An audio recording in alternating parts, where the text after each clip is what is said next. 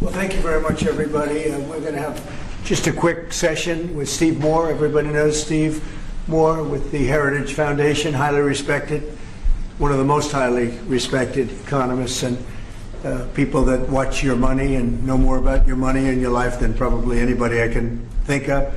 And I want to thank Steve for being here. I saw this today. They came out.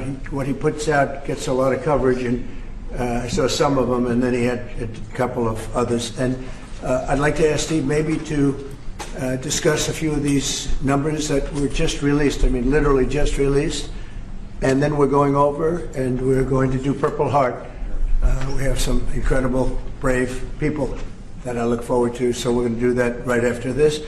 Steve, could you say a few words about the various charts? Thank you, Mr. President. So I called the President because I had some very good news from some new data that we've been able to put together that no one has ever seen before, and I'll just very quickly go through these. So I was telling the President that he did the right thing in calling for a new head of the Bureau of Labor Statistics, because this shows that over the last 2 years of the Biden administration, the BLS overestimated job creation by 1.5 million jobs. That's Mr. President, that's a gigantic error.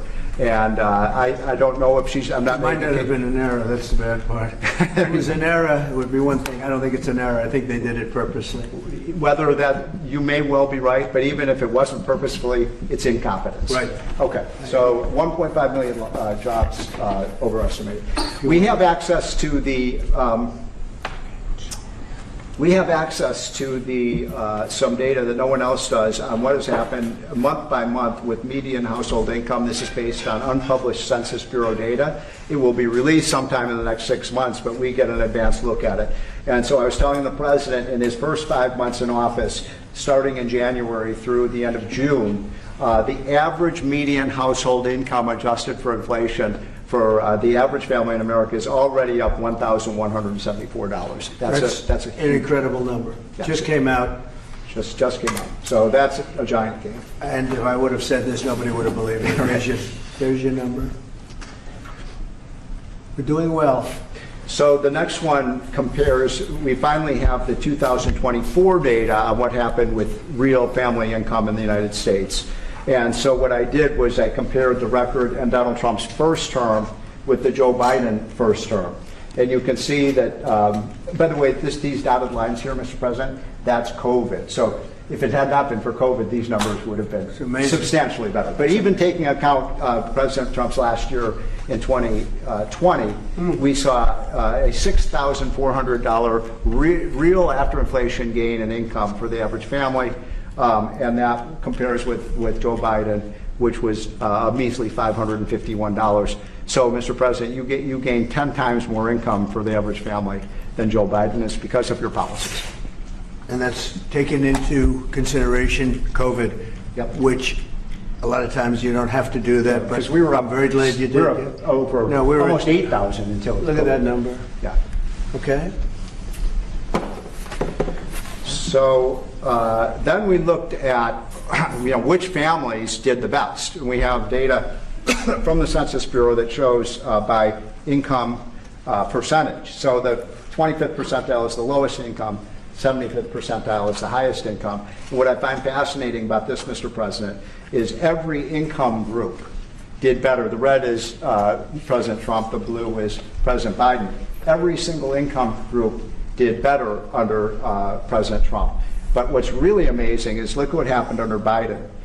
The lowest income group lost income under Biden. They were poor 4 years after Biden's presidency.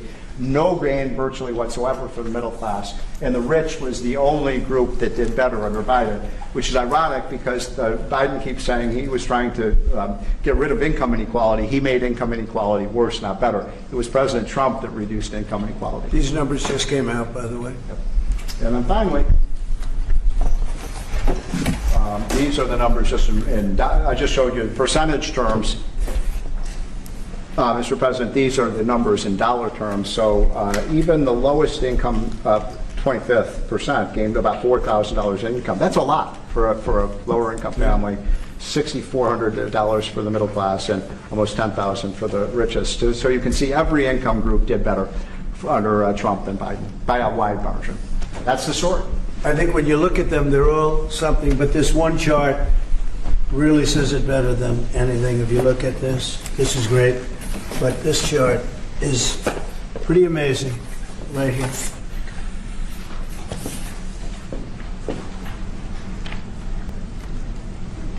All new numbers.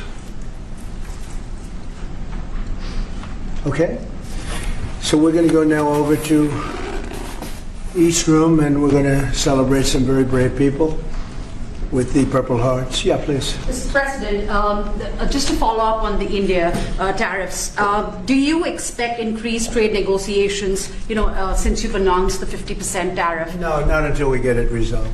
Mr. President, President, does your with deadline Zelensky. for Vladimir Putin agreeing to a ceasefire still stand tomorrow, or is that fluid now that talks Say it, what? Is your deadline still standing for Vladimir Putin to agree to a ceasefire tomorrow, or is that fluid now? It's that going to be up to him.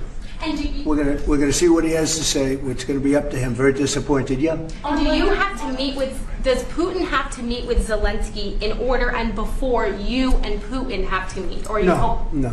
Are you hoping So you're for willing to, that's actually important because President Putin said this morning he was pretty dismissive of this idea of meeting with President Who was? Zelensky. President Putin was. I don't know. I didn't hear For you him. to meet with him, he doesn't have to agree to meet with Zelensky. Is that what you're saying? No, he doesn't. No. So when do you think that meeting? They would like to meet with me, and I'll do whatever I can to stop the killing. So last month, they lost 14,000 people killed last month. Every week is 4,000 or 5,000 people. So I don't like long waits. I think it's a shame. And they're mostly soldiers. They're Ukrainian and Russian soldiers, and some people from the cities where missiles are lobbed in, and you'll lose 35, 40 people a night, which is terrible. But no, mostly it's soldiers, and you're talking about, on average, 20,000 a month. 20,000 people are dying a month. Generally young people, soldiers. We're going to speaking about soldiers. We'll see you over for Purple Hearts. Thank you, press. Thank you, press. Thank you, press. Thank you, press. Thank you, press. Thank you, press. Thank you, press. Thank you, press. Thank you, press. Thank you, press. Thank you, press. Thank you. Keep moving. Thank you. Thank you, press. Thank you, guys. Thank you, Mr. President. Thank you. President Trump and economist Stephen Moore recently discussed a set of new economic data that shed light on significant issues with job creation figures from the Bureau of Labor Statistics, BLS. Moore, a highly respected economist from the Heritage Foundation, joined the president to delve into some of the most recent findings, which were fresh off the press.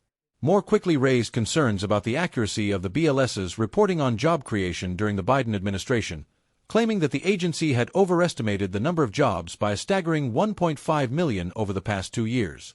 He suggested that this error could be more than just a mistake, proposing that the discrepancy might have been intentional rather than merely a case of incompetence. While the president did not fully agree with the accusation of purposeful misconduct, both agreed that the mistake, whether intentional or not, pointed to significant flaws in the data. In addition to pointing out this discrepancy, Moore shared some positive news regarding household income. According to newly accessible data, median household income in the U.S. had increased by $174 for the average American family in just the first 5 months of the current year. This increase, Moore emphasized, was a substantial gain, particularly when adjusted for inflation. Moore then turned to a comparison between the economic growth under President Trump and President Biden, showing a stark contrast in the results of their respective administrations. While Trump's first term saw a real income growth of $6,400 for the average American family, Biden's first term only led to a modest increase of $551. Moore was quick to point out that the COVID-19 pandemic had undoubtedly played a role in the lower income growth under Biden, but even factoring in the pandemic, Trump's policies had resulted in significantly better outcomes for families. Delving deeper into income inequality, Moore noted that the data showed a troubling trend under Biden's administration. While every income group had fared better under Trump, Biden's policies had largely benefited the wealthiest Americans, leaving lower-income groups with little to no improvement.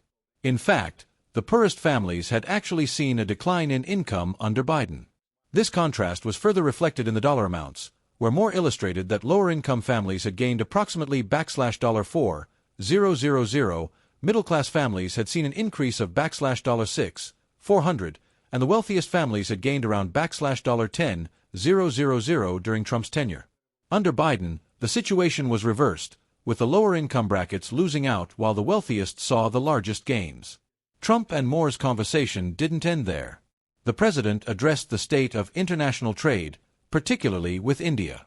He explained that no new trade negotiations would occur until the ongoing tariff issue had been resolved.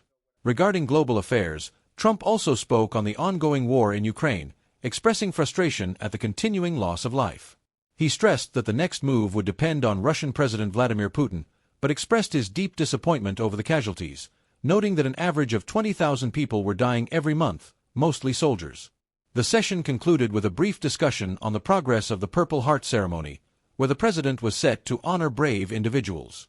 However, it was clear that the economic data and its implications, especially concerning job creation and income growth, had captured the attention of everyone in the room. Moore's presentation of these findings not only spotlighted the ongoing economic challenges but also underscored the stark differences between the administrations of Trump and Biden, particularly in terms of economic growth and income distribution.